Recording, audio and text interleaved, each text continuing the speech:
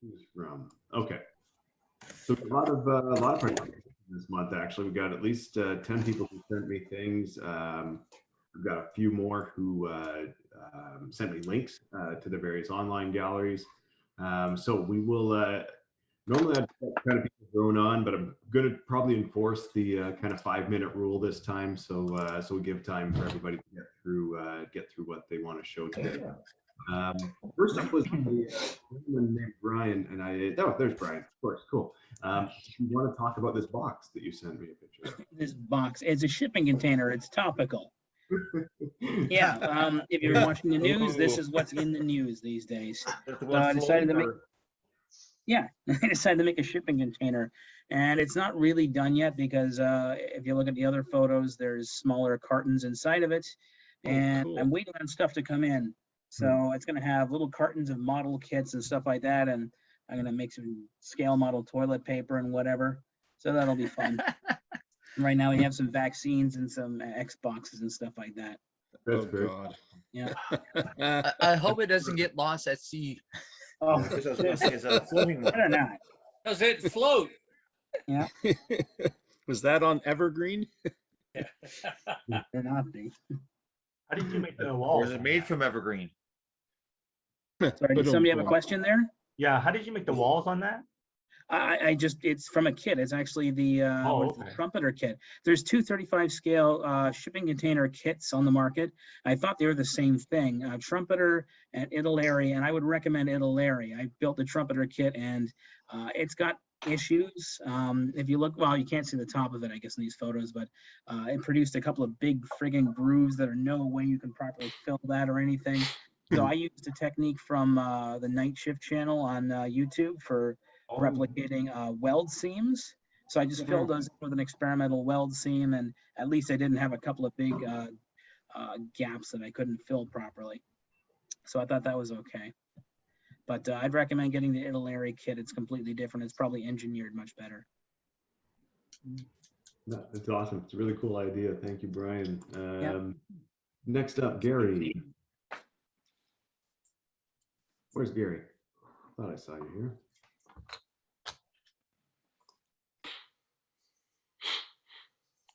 Oh, there's Gary. There we go.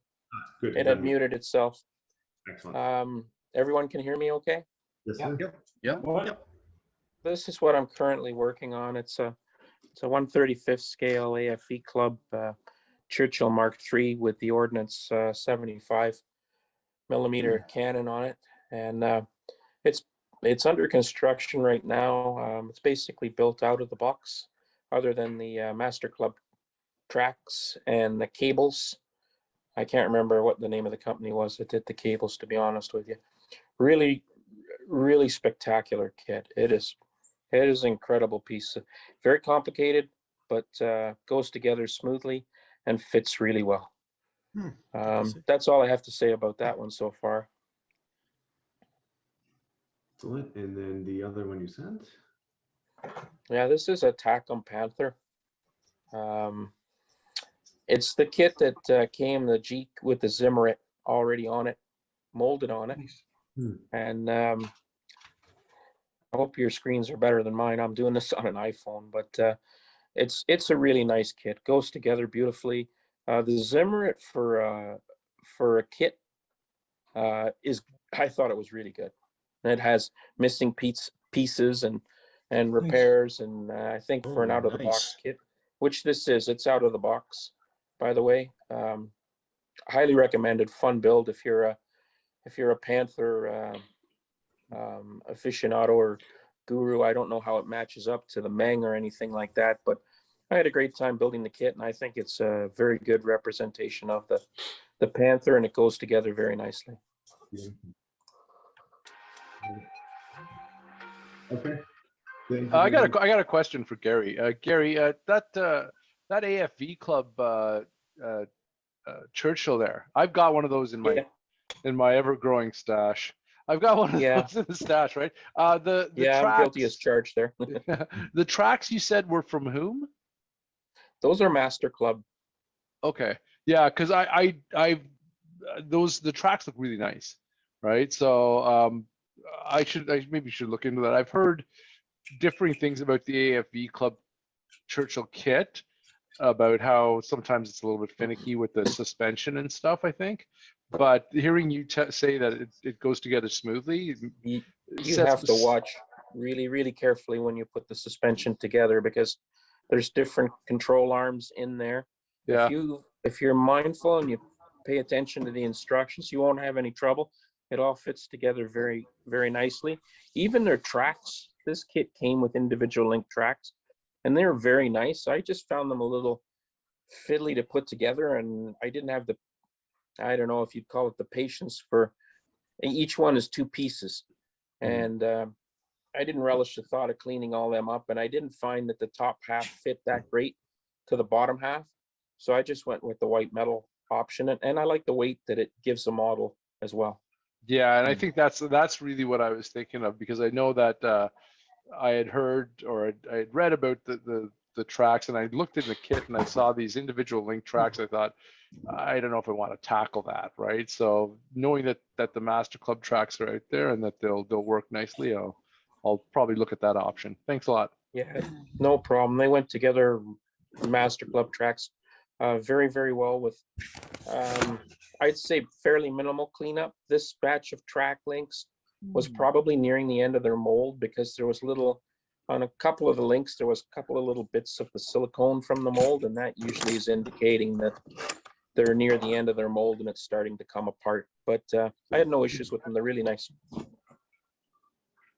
Very good. Okay, next up we have Grant.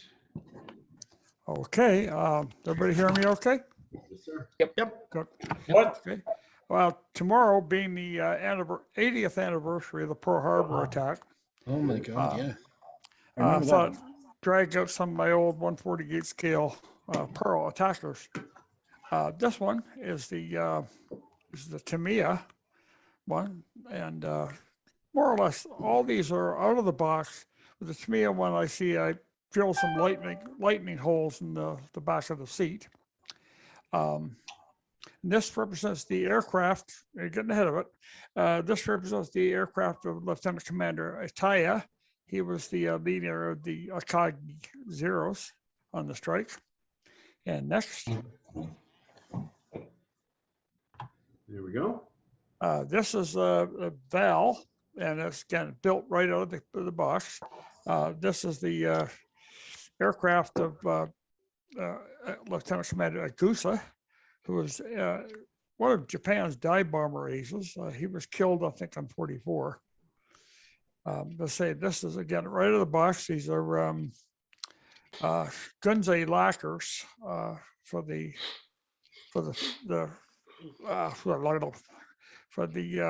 main upper surface color. And again, this was kit decals. And if you ever plan on using kit decals over something like those, the fin, the ridge on the fin, don't do it.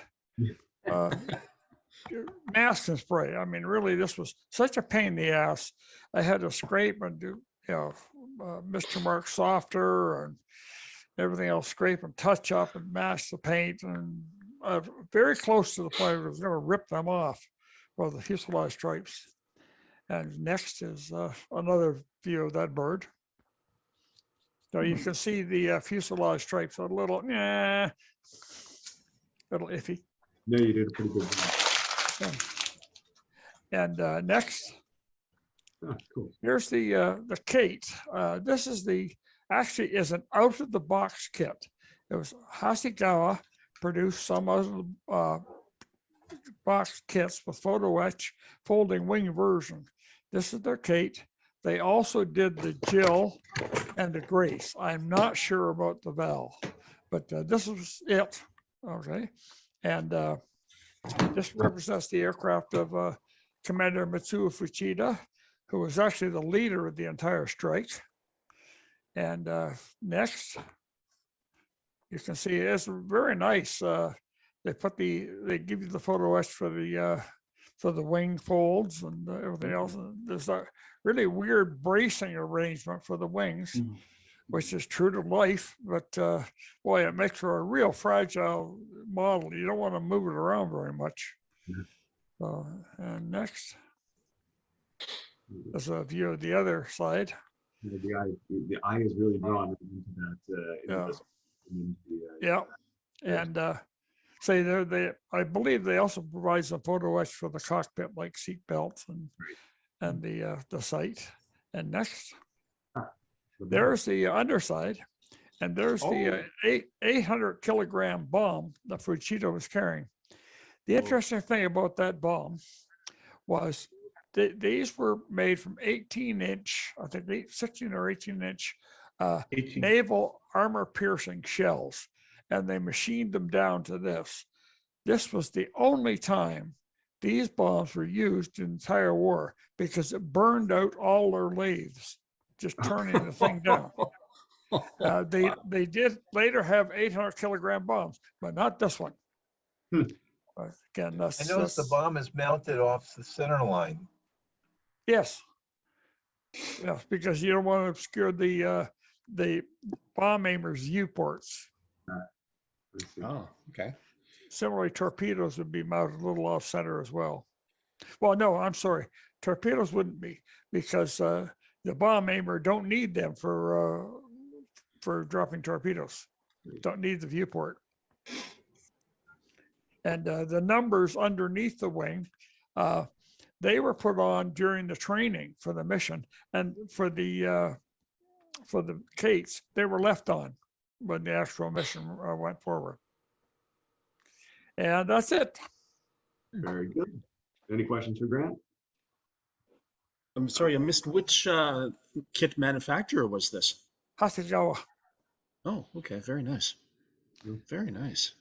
They're probably really, really tough to find those kits now with the wing folds. Mm. How old are they? Oh, I bought these about 1990, thereabouts. Okay. No, sorry, that would be about 2005. Sorry. That's not that long For ago. the 15 years old, yeah. yeah, this is for the wing fold versions. The other kits are just readily available. Okay. Good Okay. stuff. Up next, we have one from Harry, and I saw you here somewhere. Hi, this is an older 1/35th scale Tamiya kit that I built over the course of the summer. So I got it together. Even for an older kit, the fit is actually pretty good, as was the detail. I ran into two problems with it. The first being it came with vinyl tracks, and the vinyl tracks, sorry, I've got one base coat of sand on there, believe it or not. That's a Gunzi German tank, sort of yellow, but I guess the light that day didn't quite do it justice. So I've given it the base coat. Of course, I've got to go back in then, do the camouflage, paint the tracks, the shovel, the tools, and all that to give them their proper coloring. But I ran into a problem in that the vinyl tracks that came with the kit were completely twisted. Like you can't really do anything with them. Bugger. And the other problem that I encountered was, if you go to the next slide, is that at the rear of the Tiger, near the bottom, there should be that large tool. I don't know exactly what it's called. There's also those storage boxes up in the top and left, left and top right corners. Mm-hmm. So I don't know what happened to them, but they're not with the kit, and so I'm kind of stuck. We're looking at scratch building them. I don't think I'd have that much success with it. So if anyone has any spares in an old Tamiya King Tiger box, like those storage boxes up there, or the tool that you don't need anymore, let me know, or let David know, and then we can get in touch. Also, I've looked at replacement tracks. I'm not that crazy about doing individual track links, but I've seen a trumpeter has them, Tamiya has them. I do those, I guess, maybe as a second choice. Again, if someone has old, vinyl tracks for a King Tiger that they don't need, let me know. That way I can put them on here. But for an older kit, because I've been doing a lot of renovations up at our cottage the last number of years, so I've been unable to get a lot of production done. So this summer, I didn't have the renovations, and I got this kit built, and as I said, the first layer of paint on it, and I'd like to finish it, I guess, at the latest next spring when I get these various parts that I need. Plus, I paint outside in my garage in the winter, so waiting for a little bit of warmer weather again, whenever that might come. Yeah, so if anyone has any questions or any comments, I'd welcome them. Did you try hot water on your rubber tracks? I did, yeah. It didn't help. It didn't help. Hey? Okay.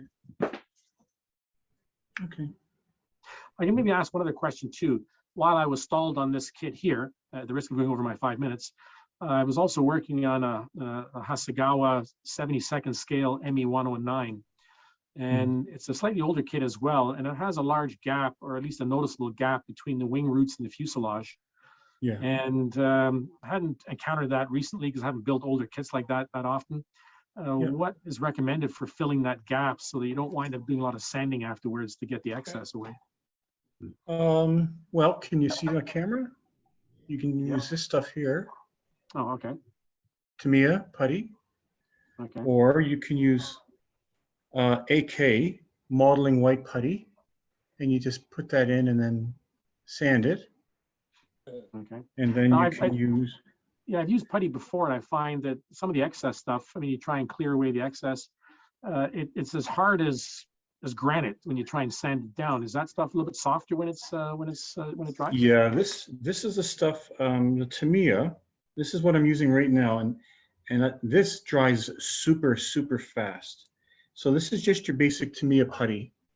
It may be a delay, like they say, supply line problems, but I did get this at Wheels and Wings. But it dries really super fast. Okay. Like within half an hour. But what I would encourage you to do is, when you're putting it on, use like a toothpick that you cut down, and you can use it like a spatula, and then just work it in like a spatula, and then you can put it on and use your finger to remove the excess. Okay. I can suggest, if you want something that dries fairly quickly, I can suggest go to Scrappy Tire. Just get a tube of Bondo auto body putty. It's a reddish color, brick red. It dries like, well, I've used it for actually auto body and for models, and it dries it in 15 minutes. Sands very easily, wet sands, and it's cheap. What's it called? Yeah, Bondo. Bondo. Yeah, used for auto body. It's a body filler. Is that the glazing putty or is that pure Bondo? Yes, the regular Bondo. Don't you need a hardener with that? No, the you regular Bondo in the can. Yes, you have to mix. It's like a catalyst, something. Yeah. This one comes out of a tube. Not in the tube. Not in the tube. Does it? Because in the old red stuff used to say on it Bondo glazing putty. No, this does. I don't think so. Because I've been using it for years, but I thin it with Tester's glue. Yeah, right. That's exactly what I've got. Yeah. The Bondo glazing. Mauricio, yeah, that's it. It says glazing putty. Yeah, that's what I thought. Oh, okay. That's what I use too. Woo! It's good. Okay. They also have some stuff that they call, was it plastic metal? It looks like Tamiya putty when it goes on, but it doesn't dry quite as fast as the regular Bondo. That's the J&B weld stuff? Yeah. Okay, I can try those then. I got one more suggestion since we're throwing them out here. There's perfect plastic putty, which is essentially spackling paste. It's available in hobby shops, and this stuff is, I think it's acrylic, if I'm not mistaken. But What's you it can called, put it Glenn? on. It's called Perfect Plastic Putty. Question Comes in a blue box? Yes, yeah, or it comes in a tube. Yeah, but it comes in a box. You can put it on with a spatula and then wet your finger or a Q-tip and wipe off the excess. Yeah. A question about that. What hobby shops are carrying that in Toronto? I don't know, but there's a cheap alternative. Yeah. There's a cheap alternative that if you go to Canadian Tire and get polyfilla spackling paste, it's the exact same thing.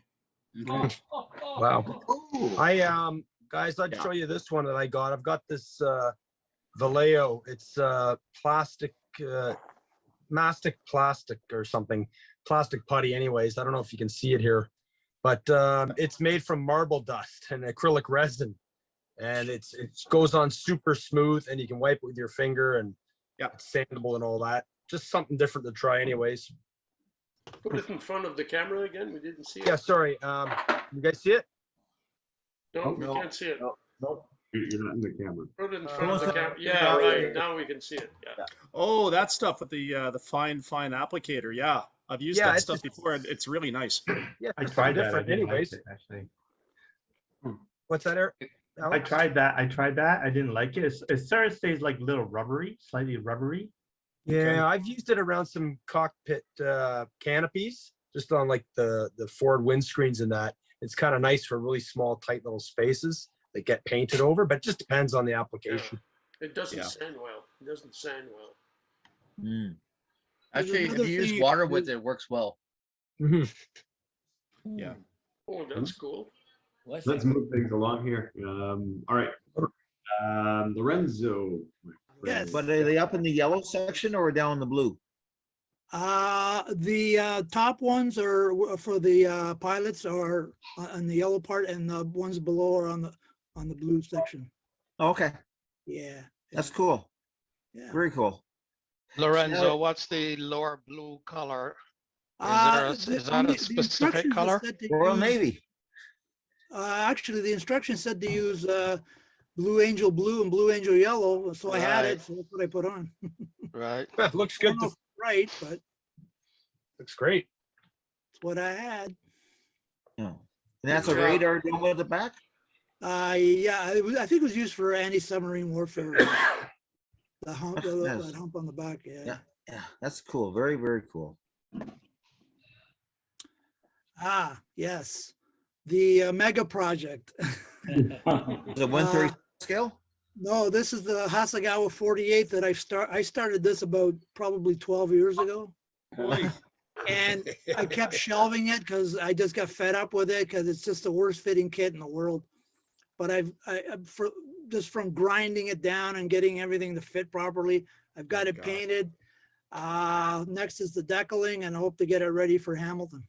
Which company makes that? That's Hasegawa. Hasegawa. Do you have the Ares cockpit in that? I have the Ares cockpit in there, and it was painted with the Gunsy lacquers, the gull gray and the white on the bottom. Yeah. And I think the markings are either Aeromaster or one of those companies. Anyway. Oh no, actually the skull and crossbones are from an old microscale sheet. Oh, nice. It went down fairly nicely, and hopefully, like I said, I'll have it ready for Hamilton. Looks really good, Lorenzo. That looks really good. Yes. Oh. And there we got a Hasegawa F-16A in the Israeli Air Force. Now we're kosher. Now we're kosher. Yeah. Great. And that's basically going to be out of box. I'm just going to put a resin seat probably in it, and I painted it up with the AK lacquers. Beauty. Very nice paint to work. Oh, it's so nice. I got a question. Did you freehand airbrush that? Or Yeah, I always freehand my airbrushing. Yeah. Oh, that's really nice. Yeah. Well done. It's just What a kind of matter of like putting all the colors in, and then and then getting everything even up. So yeah, I just like it that way. I don't have the patience for masking and paper masks and all that stuff. What kind of airbrush was it? It was anything fancy? Basically, I have a Tamiya, Tamiya high grade, the HG. Okay. To do, and it's got a 0.2 needle. So when I want to get like the really fine lines, I'll use that. I'll thin the paint, and I get it to where it works for me, and then we just go ahead and do it. Okay, cool. Beautiful. You see, I'm the opposite of you, Lorenzo. I mask because I'm too lazy to go back. Yeah. Back and forth. Yeah. As long as it works for you, that's the main thing. Just whatever you're comfortable with, right? That's what it comes down to. Yeah. Yep. All right, cool. Thank you, Lorenzo. No problem. We have next Mark. Mark, where are you? And are you unmuted? Panzer and Panzer Gray. Here it is. Hold on. Okay, can you guys hear me okay? Yeah. Yes. I got tricked because of your again. So there you go. Yeah, okay, so that's basically a Panzer II, Tamiya 135th, basically right out of the box. And I've just, yeah, no modifications, right out of the box. The kit goes together really, really well. And yeah, sort of experimenting a little bit with trying to modulate the color on the gray in terms of getting some sort of slightly darker shades in the recesses and slightly kind of lighter with a bit more white on the sort of areas that are sort of more exposed to sun. Smart. Yeah, Yeah. Nicholas working on that. Next one. Yeah, also for the turret. So that just shows like the molding quality on these kits I find absolutely fantastic. It's just, you can see the sort of weld lines above the number. Probably a little heavy-handed with painting the tools, but anyway, that's something to learn and move forward with. Yeah, so this is part of a bit of a diorama. So basically the theme is it's sort of it's a Panzer advancing through France, and the tank commander's meeting up with kind of mounted reconnaissance, and the frame is just basically an IKEA 8x10 picture frame that I put some, yeah, that's great. You just put some foam core in the bottom, cut a slab of extruded foam, lined it on the outside with styrene, and then basically painted it up. And yeah, and the foliage is just leftover stuff from model railroad days. And the ample application of mud on the wheels hides the discretions of mistakes. The indiscretions. Looks good. Nice. Yeah, looks nice. Yeah, very nice. And Nice one little trick that I got off of a video from, I guess it was, I believe it's Dave Brown, who had Hornet Hobbies. It said when you're putting it on a diorama, you make a little cradle for the vehicle out of, I use just basically popsicle sticks and sort of set them into the spackling compound such that, and then you avoid that area with all the subsequent stuff, so that when you put the vehicle on it, it sits nice and level exactly where you want. So it's not such a big, okay. Oh, very nice. And yeah, the figures, I'm still having a bit of trouble with those. That they're sort of older. It's a really old Tamiya set from 20-30 years ago, and the molding isn't really great, so I'm sort of struggling with painting those a bit. But yeah, so that's where that's at. Thank you. And then you are. And this is sort of Wingnut Wings Fault 3 under construction. So Wow. Yeah, they can't say enough about their kits. I mean, they're reasonably pricey, and unfortunately, they're out of business right now. But they go together really well. The instruction books are like, it's like a glossy magazine. It's really, really well done. So the challenge I find with aircraft is just having to paint and assemble, go back and forth, and I'm finding I'm making some mistakes on that. But that's sort of where it's looking like. And then I'm a bit further with it since the pictures I sent in. So you guys can see that on my camera. So that's got some decals applied to it. And oh yeah, on the photo there, that's sort of lozenge decals, and they kind of come in big sheets, and you sort of cut them and put them on, and they go on really, really well. So that's in the bottom, and then here it's sort of, you can see on the top of the wings as well. Yeah. Wow. Nice. And the next step is the rigging, which what I've done is I've bought these very, very thin wire eyelets from an outfit in England called Bob's Buckles, and basically sort of set them. You drill a small hole in the wing, and you set them, sort of super glue them in there, and then I think the approach I'll take is just super glue the end of the upper end of the rigging wire into the underside of the top wing. And the kit's really nice because they provide very small holes that you can sort of accurately set it. And then once that's set, basically just run it through the eyelet and tie it off. And it's sort of the thread I've got is sort of this elastic stuff. So hopefully it'll turn out well, but I'm sure there'll be lots of squinting and cursing as I go through that. Yeah, but wings kits are really, really, really nice. Eric, could you go back one photo there? Yeah. Now, I don't know if you can, but that prop is beautiful. Thank you. Right? Yeah. Wow. Like look like that. That is really nicely done. That almost looks like wood. Yeah, and they if you go on Wingnut Wings, like their website is still active, and they give you sort of a little tutorial there, and basically you start with spraying the base color, which is the sand. And once that's dry, then you kind of a very, very thin layer of just oil paint. You just sort of streak it over it and almost rub it all off, and that's the part that gives you sort of the wood grainy look. Mm. Then you let that dry. It's got to dry for a couple of days, and then you just carefully tape it off, and then spray on the dark brown. That's really nice. Yep, very well done. Wow. Is the lozenge camo decal, or is that painted on? Yeah, that's a big decal sheet. If you go to the next one, yeah. So, nice. So that the part there, so the one wing that's closer to the front of the photo, that's like three strips, and there's two on the other one. Okay. Yeah, and the decals work nice. The register is really good. Just yeah, the kit's too good for me. but a really enjoyable build. Fabulous. All right. Up next, I want to go over to Maurizio, and I just put a folder here to remind myself that he sent me a PDF that I have opened down here. Thank you. Whoa.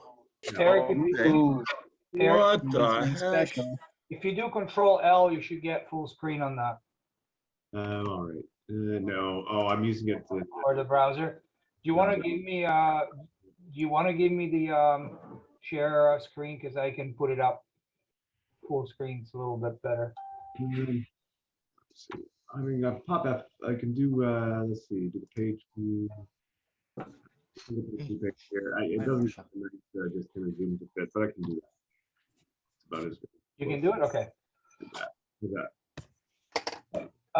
So yeah, I started this project sort of shortly after the first meeting I attended last month.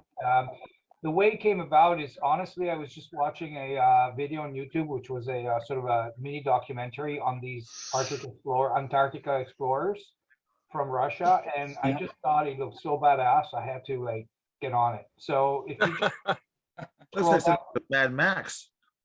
yeah, kind of like exactly. So if you go the winter edition. Yeah.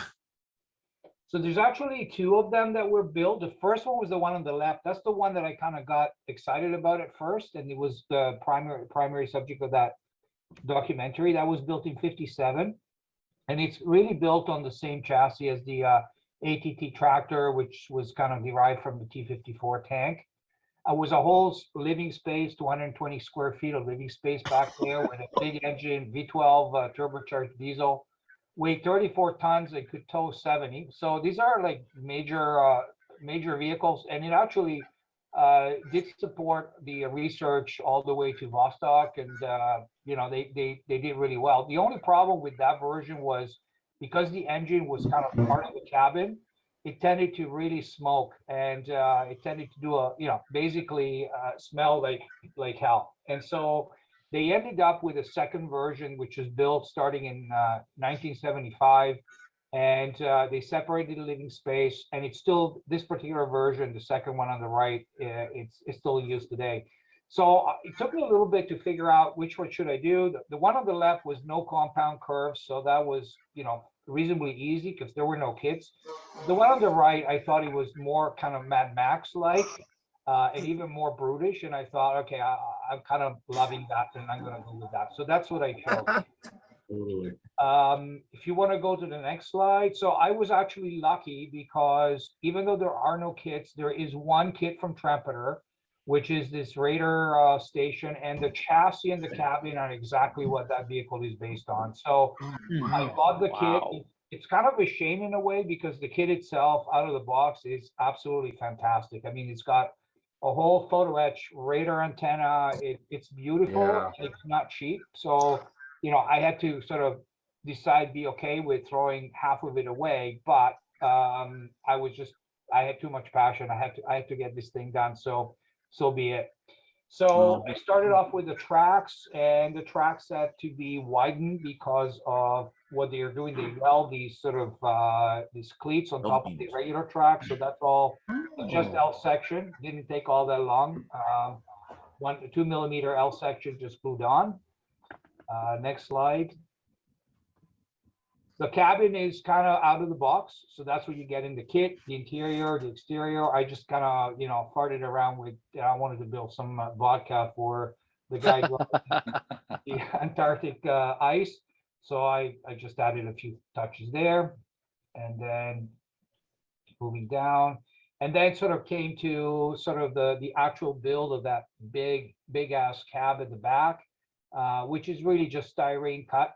It was a little bit challenging because I didn't have really any plans. So I could go with, I figured out that one of the photos I had was a site photo, and I could actually reduce it on the screen to match the length of the chassis. And then I knew that from there on, pretty much everything was. The other challenge is, one of the things that kind of I was struggled with a little bit was how to get those rivets in the skin of the cab. And I had done rivets before using Archer decals, which you can buy, you can cut, you can paste on, etc. But I'm not a fan of decals. I really hate them, actually. And so the idea of having to put, you know, hundreds of these decals and line them up was driving me crazy. So I ended up getting a riveter, and I said, you know what, they'll have to be flush rivets, so be it. So I got the riveter, sort of a jobby from Trumpeter, kind of a cheap one, but works. And when I got home, I never done riveting before. So I did some testing, and I used a pretty thin, the same gauge plastic I used, sheet I used on the sides. And so I was testing it, and lo and behold, what I discovered is if you press hard enough and you actually flip the sheets, you actually get raised rivets. And so that for me was like awesome, because all of a sudden I could get all these rivets done fairly quickly as long as I was straight, without bothering, you know, with decals. And the effect is actually, and the other thing it did actually, it's kind of neat, because what it does to the flat sheet of styrene, it tends to put all these creases, so it gives it almost like a slightly buckle feel to the texture. That's really cool. It's called oil canning. Yeah, that's brilliant. On a ship, it's oil canning. Now, is that a Ponce wheel? When you're talking about a riveting thing, is it like a Ponce wheel? Yeah, it's actually this. I'll show you. Thanks, mate. It's this tool. So the tool is, it's just, you know, it's like there's something they call Rosie the Riveter is one of the better ones. It's hard to find. This one here is a Trumpeter job. I'll pull it out for you. It looks like this. Yeah, it's like a clock gear. Yeah, it's got exactly. It's got a gear. You can change the 3 gears. It's photo etched, and you just press down and run it. So that really worked out well. And then all I had to do is really put some ribbing at the back to reinforce the sides and make sure that was not too pliable. And then that door took me, that hatch took me a long time, but eventually worked out well. So next slides, Eric. Up there, the end. Thanks. So that door was, yeah, it took me forever. Like the hinge was, you know, each one of those parts is a little piece I had to figure out how to, you know, to cut it right and glue it on X. And I did sort of a weld around it using stretch sprue and so on. Cool. So bottom line is, you know, it's coming along. It's a little bit further from where it's at right now. Not that much further. A lot of it here was having to wait for parts. So for instance, one of the things I'm waiting on right now is there is a little, you can't really see it here, but there's a little sort of, or like a little glass dome on top of that large cab. And that's not a piece that's easy to get. So I had to eventually buy something from Etsy in the right size that hopefully we'll get here, you know, from China within a reasonable time frame, so that, you know, so I gotta wait for that. I gotta wait for a bunch of other things. So I'm trying to do, it's when you're doing this stuff without instructions, even the stepping is a little more challenging, because you don't want to go too far ahead and find yourself that now you cannot cut, for instance, a piece because, you know, you just glued a bunch of parts and, you know, it's in the way type of thing. So, but it's coming along. I'm very happy with it. It's not being terribly challenging, other than, you know, scratch building is one of those things. I think you learn so much because, for instance, you learn how to cut parts right. Like cutting and measuring so that everything is square is one of the biggest challenges. Just to do it right, just to even, where do you put the knife in comparison to maybe a pencil mark? Is it above or below? It's hard to get, but after a while, you sort of get better at it. So anyways, that's my project, and I'm having a blast. Oh, wow. That's so impressive. I gotta hand it, I gotta hand it to people, right? Maurizio, the stuff that this type of stuff is stuff that I know that we've seen Harvey do, and we've almost come to expect it out of him with respect to scratch building and that type of stuff. And but it really does speak to the actual hobby, right? I mean, I remember one time I was talking to my wife about having to scratch build something, and I was complaining about it, and she said, "But isn't that part of the hobby?" And I was like, "Yeah, you got a point, right?" So I mean, this is really, it's impressive. It's not the easiest thing to do, but I guess it kind of does show that this is a passion project for you, and it looks pretty awesome right now from where I'm sitting. So I would just love to see this thing finished. This would be so cool. Mauricio. Yeah. So if you check in the chat, the Americans did an Antarctic cruiser in the 1930s. Yeah. Check the link. Yeah. It actually carried an aircraft. It was a disaster. Yeah. Yes, it was a disaster. It was so bad. It was so But that could be your next project. I'm not doing that one. It's a okay. And it doesn't look badass like this thing. No, I hear you. I mean, I did think about that as well. It's just, yeah, no, absolutely. And in fact, I think there is somebody that is going to tackle that at some point in one of the Facebook clubs, etc. But yeah, I've seen that one as well. It's got a plane. That thing was so bad that as soon as they got it off the ship, because the wheels had enormous wheels, but they were smooth, and so he couldn't even move on the ice. Drive backwards. It was the only way to make this thing move was to get it in reverse, and then eventually they put a bunch of chains, and the thing moved, but they ended up abandoning it, and it's still out there, and nobody knows where it is because it's been buried now. But yeah, it was a total disaster.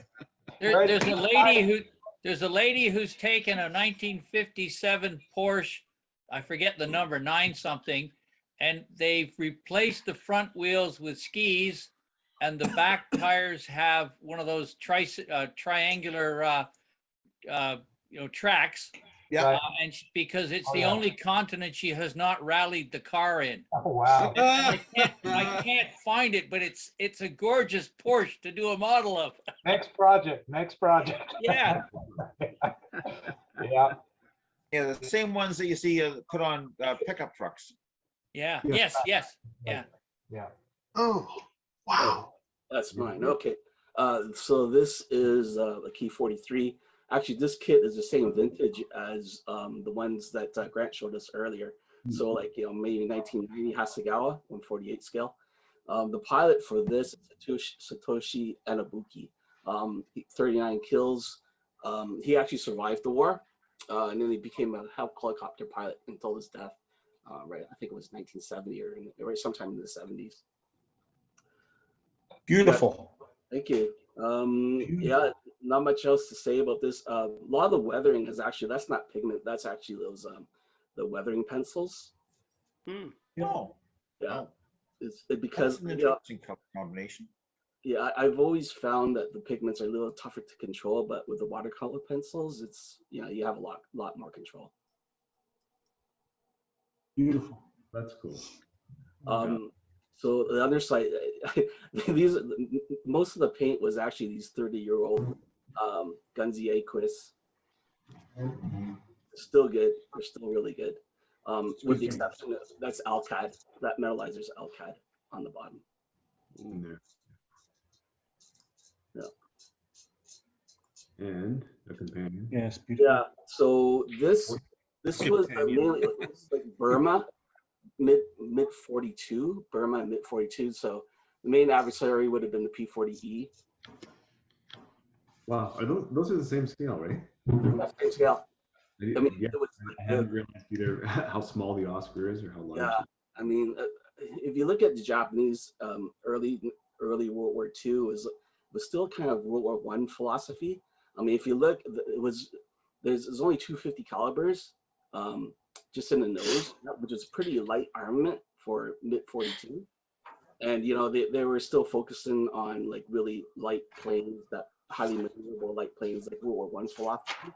Whereas you could compare it against the American, the P-50, the P-40E was a lot more bulkier and definitely more powerful. Yeah, nice. There's an 80 comparison with a 0. And actually, this is the same kit that Grant showed earlier. Oh, okay. Wow. But yeah, you can see like the Flying Tiger pilots, they often confuse the two. The 0 never flew over Burma, and so, but they always thought that they were fighting Zeros when they were actually fighting the Ki-43s. But you can see the similarities. I mean, around the radial engine and then around and the canopy. But the only real big difference is the rear fuselage is much more cylindrical on the 0 rather than on the Oscar. That's it. All right. Thank you, CJ. And Stepan, our newest member. Oh, wow. Yeah. Wow. So this is the Tamiya BF-109E4 in 72 scale. It's the 2000s molding, the only one. Their scale. Yeah. 72 Look at the detail. Jesus, I And- thought it was 48. Yeah. This Holy is smokes, man. This Very was well done, just, Stephen. thank you. This was just a plain sort of out of the box build that was supposed to be a palate cleanser in between sort of the more tough World War I subjects, but it still took me like 3 months to complete. So yeah, it took a little while, but the main point of this build was, I guess, really for me to experiment more and practice weathering with oils. And yeah, good. so all of the weathering except for That's the speckling dirt. painting a decal, or is that you and your airbrush? Sorry, which parts? The speckled parts along the underneath the cockpit. That was done by a paintbrush and Oh. paints. Really? Oh, Wow. That is well done. Yeah, that took a little courage to try. Oh my holy cow. 72 scale? Courage and a bit of talent. That's what I thought. Maybe it was a decal. Yeah. No, it's all hand painted. So what very was well your done. technique? Very What was well your done. technique there, Stephen? Just I was thinking about how to approach this for quite a while, which is partly why the model took so long. First, I thought I would take a sponge and sort of dip it in the paint and dab it on, but I tried that and it didn't really work too well. Yeah. So I settled on the slowest approach. I took I mixed up some Vallejo paints as close as I could to the darker camouflage color that I airbrushed. I thinned it down, added some drying retarders so I would, have an easier time painting. Took a thin brush and just started doodling. Wow. Oh, You man. got a very good ratio of thinner. there. Yeah. You doodle real good. Very well done. How Very long well did that done take? indeed. Each side took about 45 minutes, I'd say. So not That's it? That- Oh my oh, God. wow. not terribly long. It's like once your hand sort of gets used to the pattern of like the random movements, then it's like it doesn't take too long. Okay. The only thing I added to the kit were the rivets, though. Those were done with the riveting tool. The Nice, very gradation from the dark color into the speckling is like you can see it right there. Like that is really, really, really well done. Yeah. Yeah. Very well Thank you, done. thank you. Bravo. Yeah. Don't they Welcome have to the club, stencils, Stephen. Stefan? They have some metal stencils, don't they, for those kind of patterns? They're They all- do. They yes, they do. I own the Ushi set, the little airbrush ones with different sizes, but I find that they're not terribly precise with airbrushing because you can't really. It's not a mask, so you can't fully kind of pin it down to the body. So I use those for black basing and like color modulation for airbrushing. Yeah, beautiful job. Yeah, thank you, thank you. The decals, how are you getting them set beautifully as well, right? I'm assuming those are decals and not mask. No, those are decals. Those are the Tamiya decals. Just Mr. Mark setter and softer, and some, I don't know, 20 minutes of patience, and applying more Mark softer and then softening it out with the cotton bud, and they're going down beautifully. Yeah, those Tamiya decals are notoriously thick and difficult to get to settle. So that's you can see a good thing I found with thick decals is when they go over panel lines like this, just take a pair of sharp tweezers and carefully run them through the panel line over the decal, making sure not to rip it, but just to kind of push it down into it, and then smooth it over crease with a cotton bud. Yeah. Okay. So creasing it. Yeah. But yeah, that's fabulous work. Great introduction. Thank you. Yes. Yeah, definitely. If this is on the table in Hamilton, you'll win a prize for sure. Oh yeah, hell yeah. about Hell it. yeah. Hell When, yes. when is the Hamilton show, by the way? March next 27th. year, March 27th of 2022. Yeah. Right? Wait a minute. Sorry, I don't want to interrupt too much. I thought that all the shows were off for next year. Yeah, we sort of thought that as well. It's like Hamilton has put out information, but they haven't put out enough information. So the date was what exactly? March? That's the plan. March 27th. Okay, 27th. The end of March. 27th. Right. They have put out information. They've got some information up, but they don't have enough, and they're still trying to work through things, I think. So, but that's where they put that in the as sort of like their little thumb in the air. That's what they're aiming for. So Okay.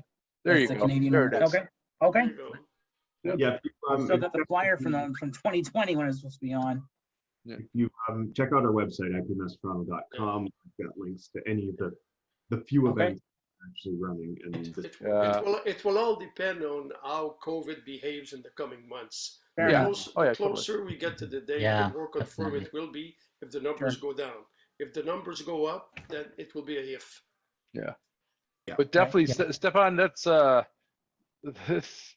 yeah, man. Like 70-second scale is usually what I build in. I know Bill Dingle as well is a 70-second scale guy, and this is something that I think most of us looked at and thought 48 scale. Yeah. Right. Yeah. That's what I thought.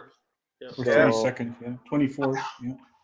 This is some nice stuff, man. You've done a hell of a job. You've done a hell of a job. That's a really nice. That's amazing. I'm curious to see what John Wong would say about this one. He'll yeah. well, John would be upset because it's not an Airfix kit and an old Airfix kit, right? So, That's right. Out of curiosity, Stefan, the World War I stuff that you're doing, is it also in 70-second or is it like bigger scale? No. So that stuff I pretty much only do in 48 scale. It's just I find that those subjects to be like more interesting to myself. So those are the ones that I tend to hyper detail and stuff and add more sort of small things to. Oh, now I'm just dying to see. I'm dying to see those because you're telling me that's hyper detail and we see this. So I'm looking forward to see what you've got for World War I. That's really good work. Thank you. Really good work. Yes. Good stuff. All right. Victor. Yep. You brought us something very different. Yeah, so I originally built this back in December of 2019, Christmas time period, on my Christmas break from work. Is the Ming Santa Sherman, the Wharton kit. Cool. Looks delicious. Yeah. Like a cake topper. So I originally made it as a two separate components for two different little dials to try out with. Then with the lockdowns last Christmas, I said, oh, what the hell, just go ahead, create it together with a backstory of Santa delivering tanks, delivering gifts via his old Sherman tank from the war. That figure there is actually hand painted. Yeah. Cool. Ooh. Wow. Yeah. If you know Brian in Ottawa, follow some of his tips there with the white and all that. I basically built the base and everything, and just went with Vallejo snow, then some other snow to go on top of it. Pretty much out of the box. I had someone else to help me out to make some extra bags. Show me how to make the extra bags so I can throw in the background. Oh yeah, let's see him back here. Yeah, no, pretty much it. It's just COVID delivery of Christmas presents of 2020. That's cool. Yeah. There we go. Oh, good. Nice. So, can you bring up the first photo? Okay, you wanted to go? Yeah, magnify that, please. Working on it. My connection is gagging at the moment. Okay, go ahead. Wow. So this is a special one for me, this build, because it is my first model build in 20 years. Welcome back. Welcome back. Coming back to the hobby, and yeah, thank you. And it took some work to get here, because after 20 years, I pretty well forget almost everything. So it took me quite a bit of time to put this together, like relearning the old skills, and in fact, I learned quite a bit of new things in here. So with me coming back to the hobby, I also like to put a background into photographing the model. So just want to put it out there. I got already 2 people asking me, where do I get the background? It is not from the World of Tanks. So obviously there is a similar background that is from the World of Tanks. I don't know where it is, but they pointed out to me. But this is basically a royalty free pictures from download from the web, and I edited it and modified it to make the background. Excellent. So this photo, this is a trumpeter kit. They released it back in 2002, and I think I'm pretty well. I'm pretty sure that I bought it quite new around that time, and it was, yeah, it's been stuck in my model room for all these years, and I like this tank, and it is a very, I think this is the early ones that from Trumpeter that they actually put their act together. I remember the old T-54 or whatever, the old kits from Trumpeter, they were not buildable. But now, I mean, at that time, around this time, they come around and redo everything. And this is actually quite a nice kit. This is completely out of the box. But it has all the details and things like that. So what I try to do in this picture is try to simulate the hydraulic suspension of the S-tank, right? Since it's turretless, so in order to shoot up or shoot down, it actually uses the hydraulics of the suspension system to lift up the back, lower the front, or vice versa. So hope that I can capture that a little bit. So that's one. I did 3 of these pictures. If you can move to the next one, yeah. So this is another angle of the same tank with a different background. I edited some of the tracks on the ground and things like that. Oh, okay. And, oh, sweet. Yeah. Yeah, nice What weather. scale? I'm sorry? What scale, Ming? This is 1/35 scale. 1/35? Yeah, that's right. Okay, thank you. It's beautiful. Yeah, well done. And this is the last photo that I wrap up the project with, is that it took me quite a while to simulate the mud effect. It took many tries and tried different things. And so I thought that I put the tank at this uphill angle so that I can actually picture take the photo of the mud effect that I finished. Sorry. Yeah, it's beautiful. How did you create that mud, Ming? How did you create that mud? It's very unorthodox, I think, if I can say it. It's actually pastel stick. Yeah. So you get it from artist store, and I happened to see it in Dollarama, and just $1.50 a pack for six sticks, different colors, and yeah, I grind them into powder and play with it and mix and match, get the color effect. It took me a long time to get a hold on to be able to control the resulted powder. It also took a while for me to figure out, be able to get the color effect. So what I try to achieve, and then let me know if you think that I did, is that to be able to demonstrate that some part of the mud are drier than the other part of the mud. Yes, yeah, that's beautiful. Yeah.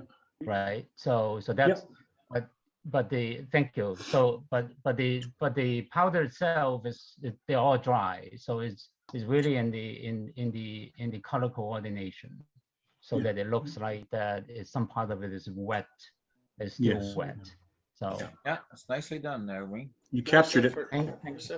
Thank you. After 20 years, that's not too bad.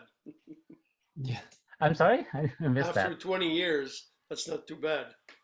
Wow. And after 20 years and with a lot of patience, I have to start with I have to start with the basic painting with my airbrush. By the way, all the paint, my equipment, they're all 20 some odd, 30 years old. Sure. Paint, yeah, mine are the same way. I've been doing the same thing. Right. So they good. Like you open it up and they just work. So even my tester glue worked. I'm pretty sure my tester glue is more than 35 years. Oh my God. and it all tastes the same. Welcome back. The same, so you know. Welcome back. I don't want to. I don't want to guess how old you are. Ming, what paints were you using that were still? How old am I? No, I'm old enough to Humbrol. retire. Are you using Humbrels? No, actually, if you can go back one slide a little bit, I'll answer those questions as well. So to answer the question, no, I'm not using Humbrol.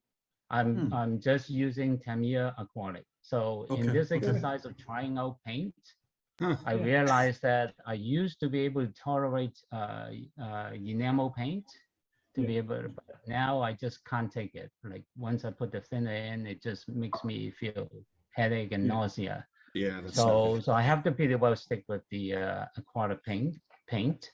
And I happen to have a whole bunch of Tamiya paint sitting around for 20 plus years, and I just pick them up and wasn't prepared to pay for all the new paints anymore. So since they're useful, they're still usable, then I use them. They're more expensive now too. Yeah, it used to be in bigger bottle. And they're smaller. Yeah. The bottles now are smaller. Yeah, they're smaller. So well, have you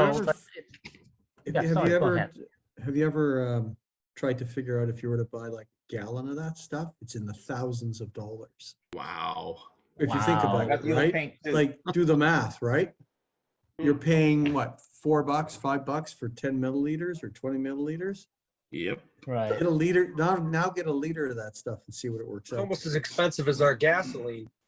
No, I think maybe it's even more. expensive. I think even more. I think even more. Ming, get yourself a good mask anyway. Yes, I do please. have a very heavy duty mask. Yeah. And I do ventilate the spray whatever out to the window. So I have a air duct that goes out, temporary one anyway. So I saw Bill showing up some paint. Is that? Yeah, that's the old Tamiya. Yeah, that's old Tamiya, right? Yeah. Yeah. So the good old days. Now they shrink it and even more expensive. The smaller bottle. Right? Yeah. Yep. That's right. That's what it is. And what I want to show in this picture is also the further of the mud effect, right, on the track. I was exploring. I think I even asked questions in here. How do you guys do tracks and things like that? And thanks for the tips. And after that, I'll go off and actually explore. I actually went to the Oshawa Tank Museum and actually take some pictures of the real tanks when they run over, after they run over mud and everything. And I realized that what gets stuck on the tank, it's kind of what I'm trying to replicate in here that motivates my direction of simulating it, is that because partially dry, partially wet. So that's where I got the idea, and how it accumulates on the tracks, how it accumulates on the roll wheels. So I kind of take some references from there from different tanks. And the underside of just above the tank and underside the hull over there is extra accumulation of mud. That is, I try to mimic some real pictures that I've seen with the S tank. And this is where, after it runs, this is where they accumulate a lot of mud. And then they splat over to the storage box and things like that. So that's what I'm trying to say is that there are some references in doing that, and I follow those references. Thank you. You can move on to the next one. Eric, thank you, Eric. Yeah, we still got this one is more another highlight to present tonight. So yeah, let's, if we can move to the rest of these. I'm sorry? Beautiful. I said we still have one more person who needs to present their models tonight. Okay, so, yeah. Okay, I'll be quick. So a couple of things I want to notice is that I want you to highlight is that the other thing that I experiment are the rust paint. And if you look at the exhaust pipe in here, I mixed that paint myself and applied in multiple places. And I was quite happy that, it's almost like accidental that I kind of get it right. I hope that I can replicate it next time. And if you can, Eric, one more picture, if I can show another, one more. I want to show the other one. One more. And one more. Oh, I forgot my sequence. If you can move one more. Okay, that's good. Yeah, go back. Go back one. You want this one? Okay. Yeah, go back one. Yeah. So this one is that I just want to highlight the axis and sledgehammer, the handle, the wooden bar over there. And it's also almost like an accident that I discovered how to do that. So it was a decent surprise. And also the rust paint on the tank itself and on the spare track. And then the chipping, I enjoy doing that chipping. It turned out to be quite satisfying. And one more picture, Eric, please. That was this There's one that I want to show. I think one more. Thanks. Yeah. So I was also very surprised about the effect of the shovel. So with mixing with the rust paint and all that, and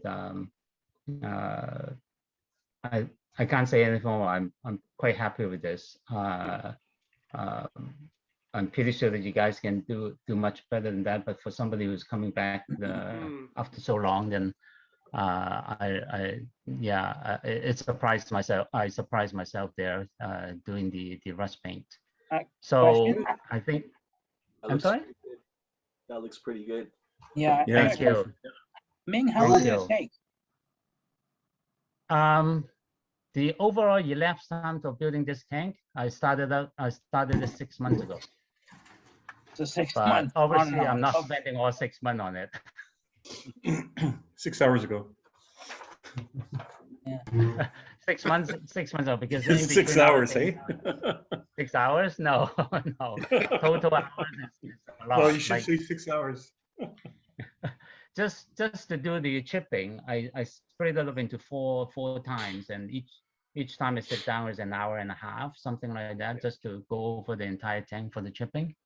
So it just gives you a and then there are countless hours of experimenting with the pastel stick. That was the biggest effort, trying to figure out how to control it, how to manage it, how to get to the result that I want. So I think overall, I think that I learned a lot from this exercise. Now I can build another tank with much more confidence. I can replicate some of these techniques onto other tanks, and there are lots of other effects that I want to achieve.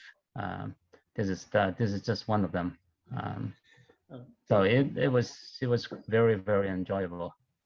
Good work. Ming, have you been on the Night Shift website page? I've seen it. Night Shift. Yes, I've seen it. On Is this the YouTube? guy who always joke? Yes, yeah, he's very funny. Something like that. Yeah. Yes. His techniques are very good. Yeah.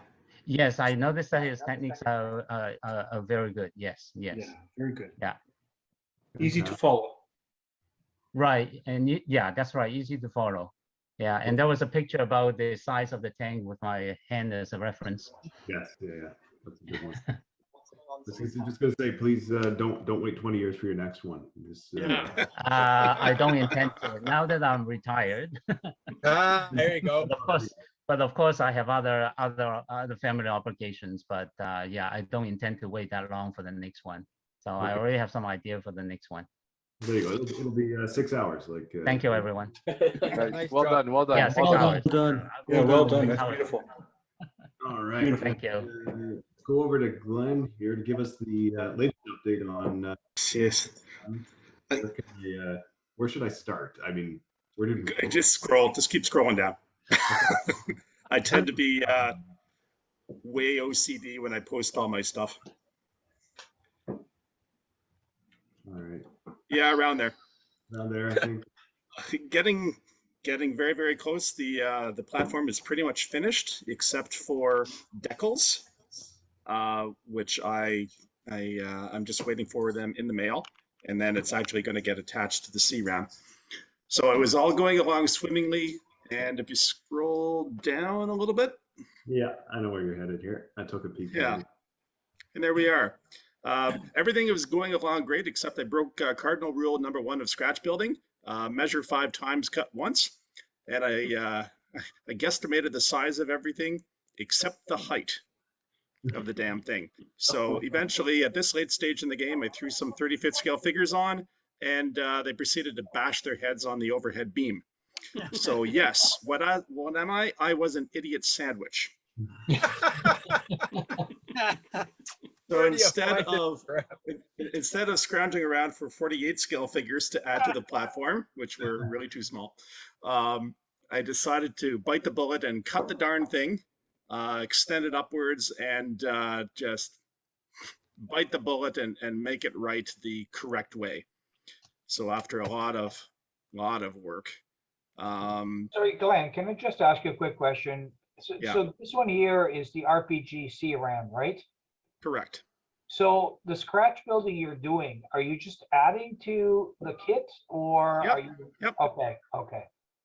Okay, got it. Sorry, I didn't. I wasn't sure. I wasn't sure. Yeah, got it. Thanks. Yeah, I saw a picture of it quite a while ago, and I thought, oh, how hard could it be to scratch build one of these platforms? Yeah. What month is it now, Glenn? I think I started. God, when did I start this? In May. I think I started that in May. But it's so Maurizio. Yeah, scratch building. Yeah, this is the Epiphany kit, and this is also the kit from hell, but it's self-inflicted. So if we scroll all the way down to the bottom, I'll spare you all the details. This is the state of the platform. So it's pretty much all done except for decaling. And I designed up some decals and sent them off to my friend in BC, and he's printing off a whole bunch of these decals for me. You've done an amazing job, Glenn. This is like unbelievable. Thank you. Can I just ask you what the tubing on the rail on those rails that you've bent? Yeah. What is that? What is that? Is that wire, or is that plastic? Oh, you mean the little tether cords for the pins? Those, the finest steel wire. I don't know where I got it from. Some fine stranded electrical cable. It's probably 2,000. Not even that. Okay. It's as thick as a human hair, and I just cut it and CA'd the ends in place and then bent it. But did you use Yeah, I it- lost a lot of them in the process. Held my breath too many times, and I probably turned blue many times. But yeah, it's just steel wire. Okay, so you didn't use a jig in order to get them all the same. You just kind of eyed it. Yeah. Wow. I cut them all to the same length, Yeah. and then just started, gluing and draping and holding my breath and hoping I didn't break anything off again. Right. Gorgeous. Great job. Well done. Thank you. Hey, So Glenn. hopefully it'll be ready for Hamilton. Hopefully. There we go. Yeah. Glenn. Yeah. Updates on Trinity Hobby. They got broken into a second time. What's going on? What's Yeah. up with Ottawa? I don't know. They're in a bad area, I think. They're in a bad neighborhood. Yeah, the first time they broke in, they saw the camera. They did not have grates on the doors, so they got in. They're on camera. The second time there were grates on the doors, they bashed the door in. They broke the lock and the door frame. They stared right into the camera. They just didn't give a damn. What store was this? Trinity Hobby. It's a new store called Trinity Hobby. They're on Carling Avenue. They're mostly Gundam, but they got some collectibles and a lot of paints and a lot of finishing supplies. It's an absolute shame. Their storefront is actually in the back, correct? Correct. That doesn't help. And I think there's your problem, right? Yeah. That's a shame. Right before Christmas too. Yeah. So we're trying to support them as best as we can. So I'm going to give a shout out to another group that's on Facebook. It's called the Model Makers Union. It's in Alberta, run by a friend of ours, Robert Adams. And their group is having a group build starting January 1st and running for 3 months. Oh, yeah. That's Yeah, they have long group builds, and the idea behind it is build any Revel or Monogram kit. Anything. You can build as many as you want during that time frame. So they got a fairly large following, and when I heard this, I looked at some of the Revel kits that I have, and I found this Predator drone in 48 scale, and I have this particular picture of the Altair as a desktop background. And I thought, oh, hey, I got the kit. Why not?